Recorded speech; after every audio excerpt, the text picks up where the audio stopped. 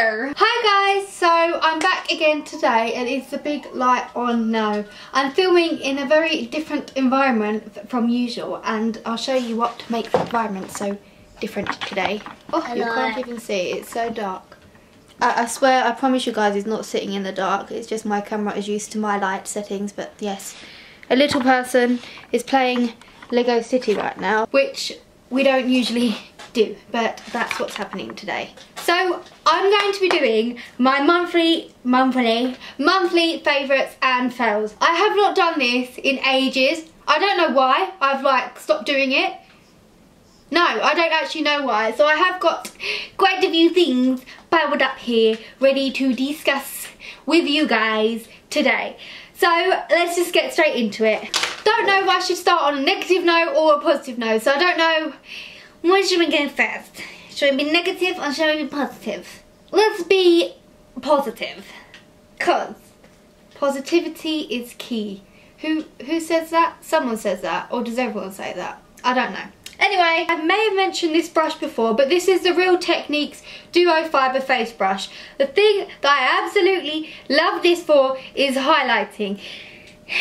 It is amazing, okay? I know everyone likes to use a small brush to get a precise highlight, but on a day-to-day, that streak highlight doesn't really work for day-to-day kind of looks, if that makes sense. You kind of just want a glow on your cheekbones, you know what I mean? And this brush is just perfect for it. It distributes the highlighter so nicely. And I've also noticed with this brush, you can use a highlighter that's a bit too light or a bit too dark for you, and this brush just makes it work.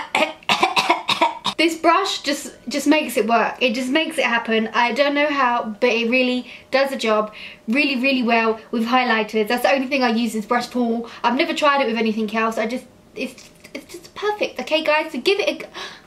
Did I just highlight my contour? So give it a go, okay? I would highly recommend this brush. Right, so these three brushes, as I always like to put out there, I didn't buy them. I've mentioned them before in previous videos, but I just wanted to mention three specific brushes. And these are from the Backstage Beauty, the lash company. They came out with brushes and I did get sent them, but this isn't, I'm not paid to say anything, like I would always tell you guys if I was, but I'm not paid to say anything. I was just sent them and I could have said that these are crap or these are good, but they're actually good. And these eye brushes, especially this one, it's so amazing. It reminds me of the Zoeva 135, I think it is, crease brush. I just dropped my baby on the floor.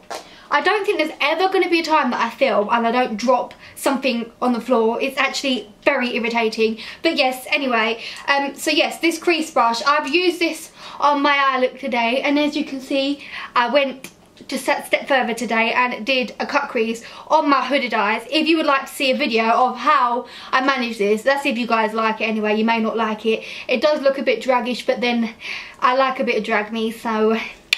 But yes, it was created with these babies, so I just wanted to put that out there. They're so soft, they're really good at blending, and they work with products that don't blend very well easily, which I'm going to get onto in my negative part of the video. Next is a new eyeliner that I've been using, and it is a NYX Epic Ink liner, and it's a pen one, you know, the felt tip pen ones. I think I mentioned this in my haul that I did a few weeks ago, and I was very excited about how sharp it is, and the excitement hasn't worn off. I've used it on my eyes today, even though it's a pen liner, which I've usually found with pen liners. Am I talking too fast? I hope I'm not. I usually find with pen liners that they tend to go a bit flaky, and they're very good for the application side of things, but for the longevity side of things, they don't really last. They get flaky, they smudge. This, it doesn't do that, guys. It does not do that. Just take it in. Take it all in, the sharpness, okay? And especially with hooded eyes, it's very difficult to do winged liner because you've got to be very careful that your wings stay wings when you've opened your eyes and your face is normal and not, you know what I mean. So yes, this makes life 10 times easier, and it's really good. I don't have to top it up with any other liner, like a gel liner, like I used to have to do with my other ones. Even my Kat Von D tattoo liner, eyeliner. Oh. What did I say? I said you can play your Lego game if you let me film. So let me film, my dear. Deal? Deal. Yes, so even with the Kat Von D tattoo liner, it flaked. This doesn't flake though, but I'm not going to talk for ages, so on to the next one. So next I'm going to go on to primers, and there's 2 primers that I've been loving this month, and that's the Guerlain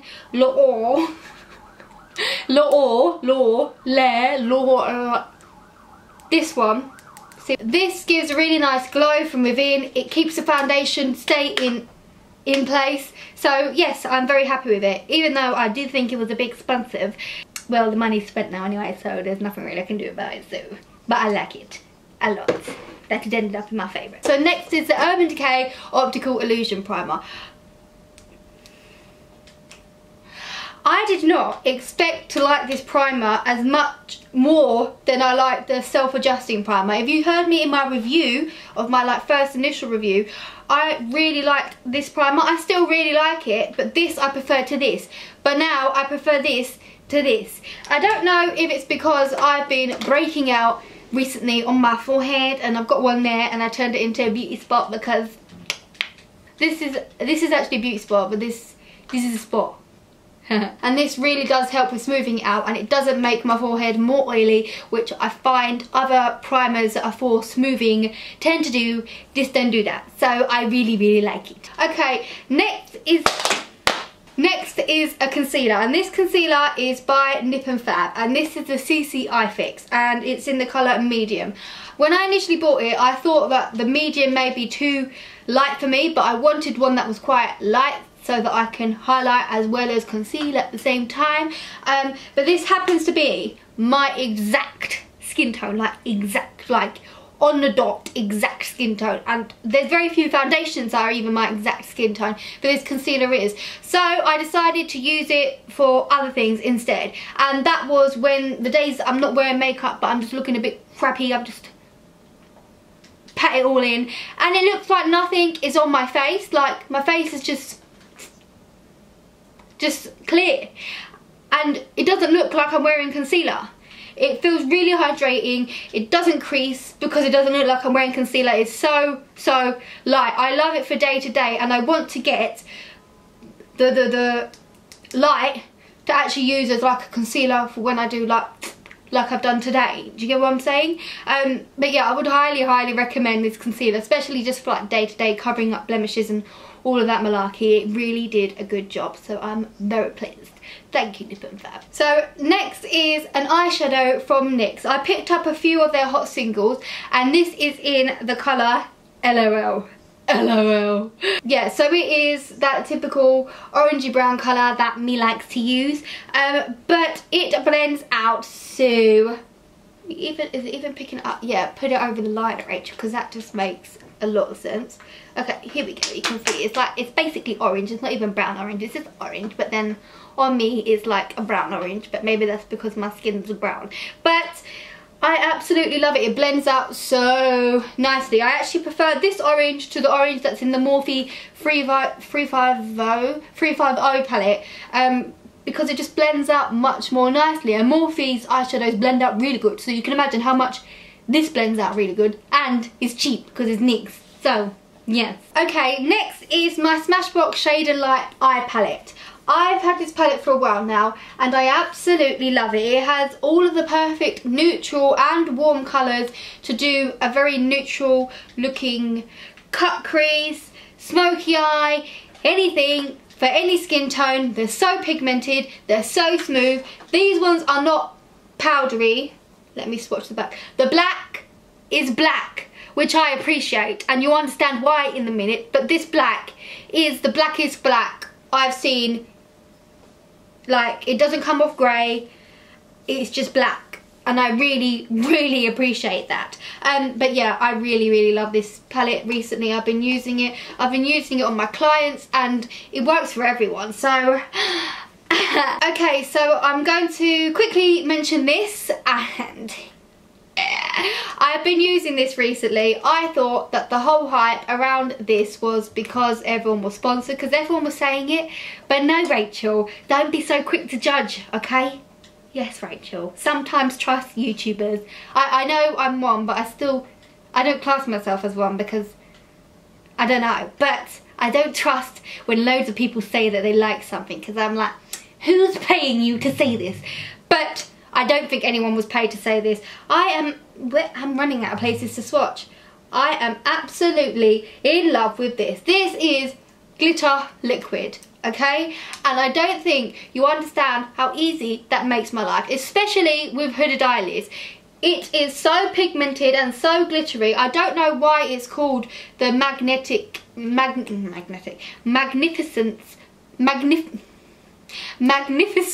metals, because it's glitter. But I don't mind, they can call it that if they want. Trick everyone else so that it doesn't go out of stock, even though it has been going out of stock, and I see why. And I've got it in the shade Kitten Karma, and I've been using this for so many glitter cut creases. I don't need to cut the crease out, I just need to get a brush and go straight from this to my eyelids, and that makes a world of a difference. So yes, I really appreciate this. So now is the time that we've all been waiting for, and that's Rachel's negativity time. I'll go into the thing that it just didn't work for me, and that was the Smashbox Photo Finish Primer Oil. Like, in terms of like the makeup and the way it sits and everything, that's great, and the way it feels on your skin, that's great. But this, I'm pretty sure, was the cause of all of this and all of the crap that I have going on my face. I think was down to this, because they only appeared when I used this, and then I stopped using it and they calmed down, and then I thought maybe it's not this, and I put it back on my head, and then it came back again.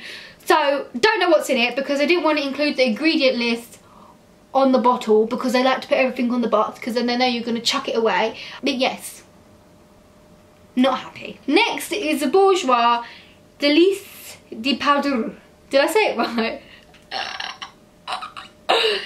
But right, this is basically the limited edition tropical powder, and it is in the colour Halaise, or 52. Let's just say 52, because I'm not French. Yeah, so I thought, oh, this would be a great bronzer. Hell no. This is like pink and bronzing at the same time, so it's like you can't use it as a blush and you can't use it as a bronzer. So I don't really know what you could, oh, you could use it as an eyeshadow. I haven't tried that, but it's still going to be a fail, because that's not what it's meant to be. It was just way too pink for me. I don't know if it's because my undertone was yellow. Pink. Sorry, that was very aggressive. I don't know if it's because my undertone's yellow, but even when I look at it, I'm just like, how pink does it kind of bronzer get? Who bronzes into this shade? I've never seen anyone turn this shade before. So yeah, that was a fail for me. I just don't understand that. So next is from NYX. I was on a hunt for a very cool, dark contouring shade for my dark skin ladies, and I was really excited about this until, like, when I bought it I was excited, until, as you can see, I haven't used it, only swatched it, and you'll see why I swatched it. First of all, it is really dry, okay? So I would have to use some sort of oil with this, and I find products annoying that you have to add something else to make it work. Like, you should just work. I didn't just buy you to be used with something else. That wasn't the point. But like, watch when I swatch it, okay? It just, look how it blends out, guys. And then my arm's really hairy. I don't know if it's showing, but it blends out very, very patchy. I'm not going to use this on anyone's face because it's so patchy. So annoying, man. It's really irritating. In this beauty world, there's just not products out there for really, really pale women or dark women. It's just everyone that's in between seems to be the only people that I care about. I mean, even for my skin tone, I would class myself as a medium, right? But in the beauty world, no. Medium is Caucasian and dark is me. So we're the darkest that the human race gets, and it just doesn't make any sense. I'm not going to go on a rant about that. It does irritate me, the lack of products out there for us brownies and chocolate chips. Anyway, next. So this is by Huda Beauty, and it is the rose gold textured, the textured palette rose gold edition. I think right. This was very, very expensive, okay? So I think this is why it's become a fail, because of how much it costs. I mean, this compared to this, you're right there, mate. Do you want to blow your nose? This compared to this, it just makes it a joke, okay? So you do want to blur your nose. These eyeshadows, they're really pigmented, they're great quality, there's a lot of pigment, but they don't stay put. They move around and travel around, and I've tried it wet with Fix Plus. I've tried it every way that you can possibly try it, and it doesn't stay put. Now these ones, let's just look at the black. Remember what I was saying about the Kat Von D eye palette? Yeah? I'm trying to find clean fingers. Have you seen my trousers right now? Oh, good thing I'm the one that does the washing. Yes? Let's swatch the Kat Von D Shade and Eye black. Let's see if you guys can see the difference. The Kat Von D Shade and Eye is the middle finger. Huda Beauty is this finger. So, are you ready for this? That's Huda Beauty. That's Kat Von D. Can we see the grey, not black, grey eyeshadow here? But even with that put aside, these other colours like Man-Eater, I absolutely love this colour, and Henna, and Sandalwood, and Cocoa, and Bossy, and Flamingo, and Shy. Sorry, that's like basically all of them. But the pigmentation is not, it's not really there. And they don't blend very nicely. It's very difficult to have them not look choppy. You have to really, really work with the eyeshadows to make them work, and that makes me very sad. And this has now ended up as part of my effects kit for bruises because of how choppy it is. So that says a lot, and it makes me very sad, because how dare she charge so much for these palettes when I could have basically got every colour that's here apart from the shimmery ones, but they don't stay anyway, from NYX. How dare you, Huda? And I was in love with her lashes, and I'm very disappointed with this. Okay, that's half of my weekly food shop in a palette that doesn't blend. I gave up tomatoes for this. But yes, that was my monthly favourites and fails. Sorry it's a bit long, had a lot to catch up on, and there's still more stuff there that I've left out because it's just getting too long. So thank you for watching. Please subscribe, comment, like, share, everything that you can do on this video. Please do it. It would be highly grateful. Who would be highly grateful? I would be highly grateful. Yeah, I'll see you in my next video.